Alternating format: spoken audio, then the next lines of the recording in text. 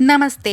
આધારશિલા રાષ્ટ્રીય અભ્યાસક્રમ પુનરાવર્તન અને મજબૂતી વિડિયો શ્રેણીમાં આપનું સ્વાગત છે. આ અઠવાડિયાનો વિષય રાષ્ટ્રીય ધ્વજ. ભારતના રાષ્ટ્રધ્વજના ઉપરના પટ્ટામાં કેસરી રંગ છે, જે દેશની તાકાત અને સાહસને દર્શાવે છે. મધ્યમાં સફેદ પટ્ટામાં ધર્મચક્ર સાથે શાંતિ અને સત્યનું પ્રતીક છે. નીચે લીલી પટ્ટી જમીનની ફળદ્રુપતા, વૃદ્ધિ અને શુદ્ધતા દર્શાવે છે. ચાલો આ અઠવાડિયે આપણે બાળકો સાથે કઈ કઈ પ્રવૃત્તિઓ કરવાના છીએ સમજીએ. ચાલો જાણીએ સોમવાર અને મંગળવારની પ્રવૃત્તિઓ વિશે. બ્લોક 1. સ્વાગત અને રમત. દરેક બાળકને નમસ્તે કરી સ્વાગત કરો. ત્યારબાદ સ્વચ્છતા તપાસ કરો. હવે બાળકોને પોતાની જગ્યાએ ઊભા થઈને નમસ્તે ટીચર બોલવા માટે કહો. હવે બાળકોને મુક્ત ખેલ માટે સામગ્રી આપો. રમત રમ્યા પછી સામગ્રી યોગ્ય જગ્યાએ મૂકવા માટે કહો. બ્લોક 2. રમત અને શીખ. હવે ગોળમાં ઊભા થઈને આપણા વર્ગમાં અમે બાળગીત કરાવો. ત્યારબાદ કેન્દ્રની અંદરની જુદી જુદી જગ્યાઓનું નિરીક્ષણ અને શોધ કરો. હવે બાળકોને જુદી જુદી સામગ્રીવાળું ઘર બનાવવામાં જોડો. પોષકમાં પોષક અઠવાડિયું અથવા તહેવારો અને ઉજવણી દરમિયાન દર અઠવાડિયે વિવિધ પ્રવૃત્તિઓ તૈયાર કરો અને તેનું સંચાલન કરો. બ્લોક 3. પ્રતિબિંબ અને વિદાય. ત્યારબાદ બહાર જઈને લાંબી કૂદ રમત રમો. હવે બધા બાળકોને ગોળમાં બેસાડો. આજે આપણે શું કર્યું?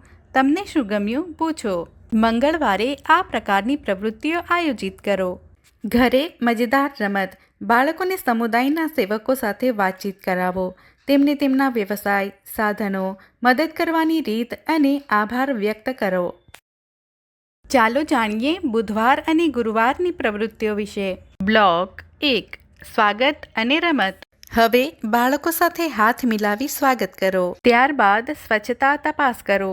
બાળકોને પોતાની જગ્યાએ ઊભા થઈને યસ ટીચર બોલવા માટે કહો. હવે બાળકોને મુક્ત ખેલ માટે સામગ્રી આપો.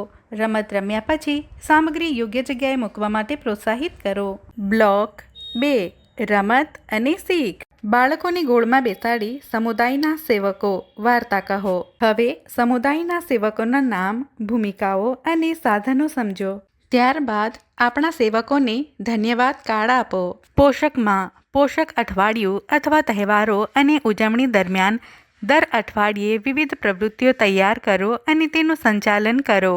બ્લોક 3. પ્રતિબિંબ અને વિદાય. ત્યારબાદ બહાર જઈને વૃક્ષાસન કરો. હવે બાળકોને ગોળમાં બેસાડો. આજે આપણે શું કર્યું? તમને શું ગમ્યું? પૂછો. ગુરુવારે આ પ્રકારની પ્રવૃત્તિઓ આયોજિત કરો. ઘરે મજેદાર રમત. તમારી અલગ અલગ ભાવનાઓ પર કાબૂ મેળવવા માટે કેટલીક વ્યૂહરચનાઓનો અભ્યાસ કરો, જેમ કે 5 સુધી ગણવું, પોતાની જાતને આલિંગન કરવું, ઊંડા શ્વાસ લેવા વગેરે. ચાલો જાણીએ શુક્રવાર અને શનિવારની પ્રવૃત્તિઓ વિશે. બ્લોક 1. સ્વાગત અને રમત. દરેક બાળકને ગુદગુદી કરી સ્વાગત કરો. ત્યારબાદ સ્વચ્છતા તપાસ કરો. બાળકોને પોતાની જગ્યાએ ઊભા થઈને યસ મેડમ બોલવા માટે કહો. હવે બાળકોને મુક્ત ખેલ માટે સામગ્રી આપો. રમત રમ્યા પછી સામગ્રી યોગ્ય જગ્યાએ મૂકવા માટે પ્રોત્સાહિત કરો. બ્લોક 2. રમત અને શીખ. હવે ગોળમાં ઊભા થઈને ધુવો ધુવો, આપણા હાથ ધુવો બાળગીત કરાવો. હવે શરીરના અંગો અને સ્વચ્છ રાખવાની રીત સમજીએ. ત્યારબાદ શા માટે, ક્યારે અને કેવી રીતે હાથ ધોવા. પોષકમાં પોષક અઠવાડિયું અથવા તહેવારો અને ઉજવણી દરમિયાન દર અઠવાડિયે વિવિધ પ્રવૃત્તિઓ તૈયાર કરો અને તેનું સંચાલન કરો. બ્લોક 3. પ્રતિબિંબ અને વિદાય. ત્યારબાદ બહાર જઈને રેલગાડી રમત રમો. હવે બાળકોને ગોળમાં બેસાડો. આજે આપણે શું કર્યું? તમને શું ગમ્યું? પૂછો. શનિવારે આ પ્રકારની પ્રવૃત્તિઓ આયોજિત કરો. ઘરે મજેદાર રમત. બાળકોને પરિવાર માટે સરળ અગ્નિમુક્ત ખાવાનું બનાવવાની પ્રવૃત્તિમાં જોડો. સામગ્રી ઓળખ, મિશ્રણ, સ્વાદ અને જરૂરિયાત મુજબ ફેરફાર કરવા માટે પ્રોત્સાહિત કરો.